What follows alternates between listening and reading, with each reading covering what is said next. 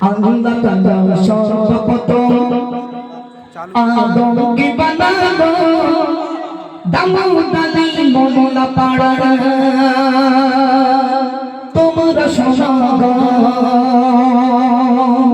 দাউদ আলাইহিস মা ভাবিরা তোমরা শোনো গো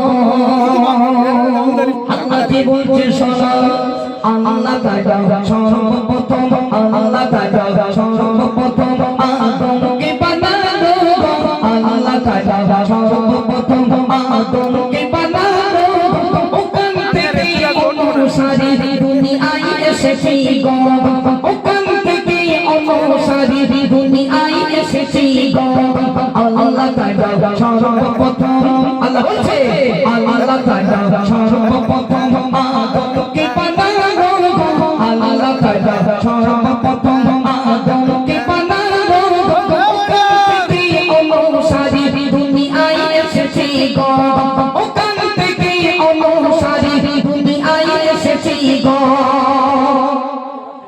আদমকে যে আল্লাহ তাআলা জান্নাতে দিল আদমের মন খারাপ আল্লাহ দেখিল আল্লাহ বলে কি জোড়া আল্লাহ বলছে আল্লাহ বলে কি জোড়া বড়ই বড়ই যোগ আদমের পাজর ভাবে হাওয়াকে করিল সেই যোগ আদমের পাজর ভাবে হাওয়াকে করিল সেই যোগ আল্লাহ তাআলা সর্বপ্রথম আল্লাহ তাআলা সর্বপ্রথম আদমকে বানালো ওখান থেকে অনুসারী দুনিয়ায় এসেছে গো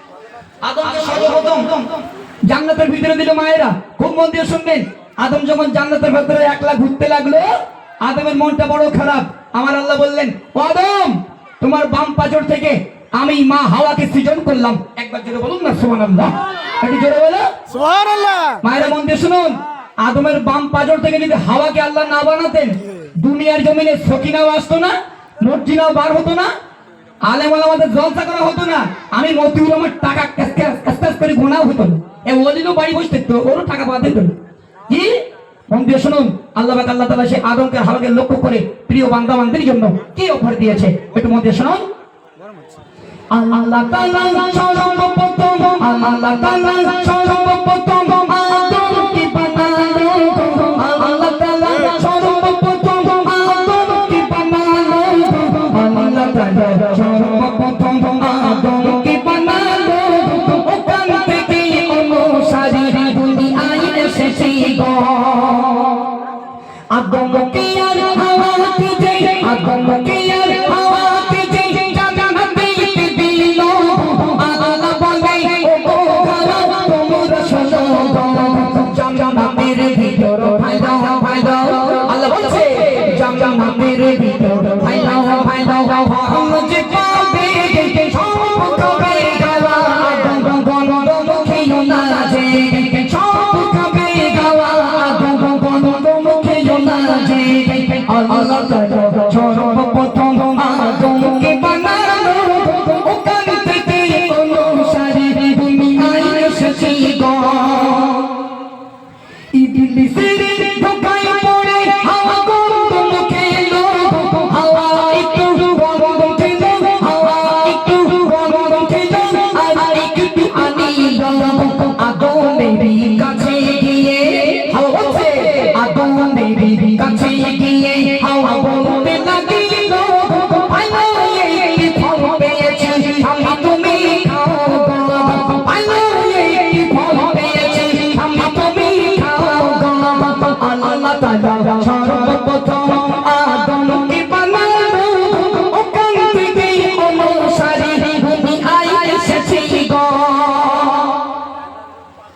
মা হাওয়া ইবলিসের ধোঁকায় পড়ে গেল বাপেরা মায়েরা শুনুন ইবলিসের ধোঁকায় পড়ে গেল মা হাওয়া গন্ধম ফল খেয়ে নিল স্বামী আদমের জন্য নিয়ে গেল যেই আদমের কাছে দিল আদম প্রশ্ন করতে লাগলো ও হাওয়া এই গন্ধম ফল তুমি কোথায় পেয়েছো সেটা যে গন্ধম ফল ছিল হাওয়া জানতেন না আদমও জানতেন না কি আদম হাওয়ার হাত থেকে ফলটা নিয়ে খেয়ে নিল আমার আল্লাহ পাক আল্লাহ তাআলা হাওয়াকে আর আদমকে জান্নাত থেকে পার করে দিল মন দিয়ে শুনুন মায়েরা, সেই হাওয়া ও আদম 300 থেকে 350 বছর ধরে আল্লাহর কাছে কেঁদেছিল।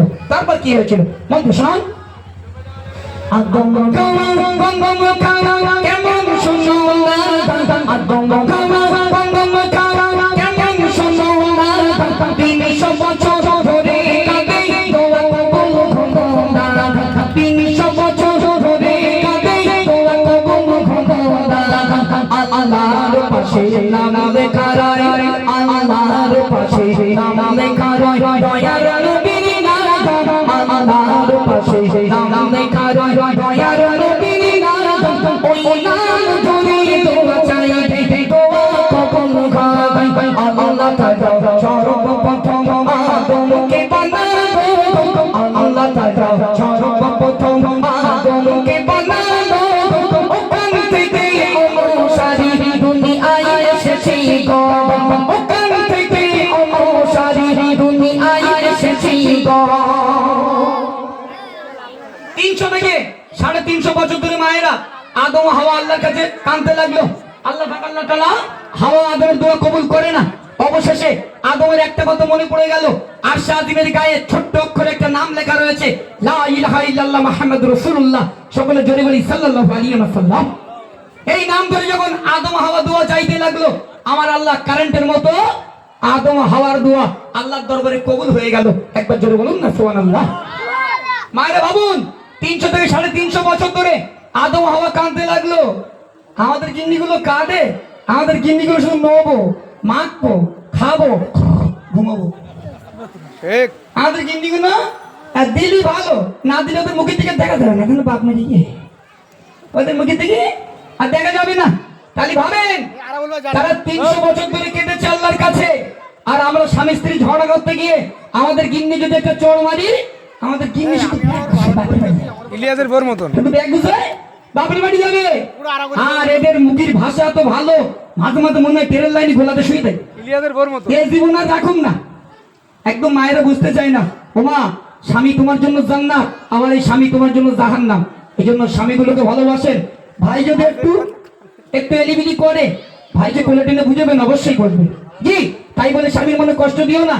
কিছু কিছু ভাবি আছে স্বামীর সঙ্গে তুই তাকারি করে, মাঝে মাঝে আবার স্বামী ধরে মারে। যে মায়ের খায় সেই জানে, আর যে মারে সেই জানে জি। এই জন্য আমার মায়েদের কাছে নিবেদন, স্বামীদের মনে কষ্ট দিও না। চলুন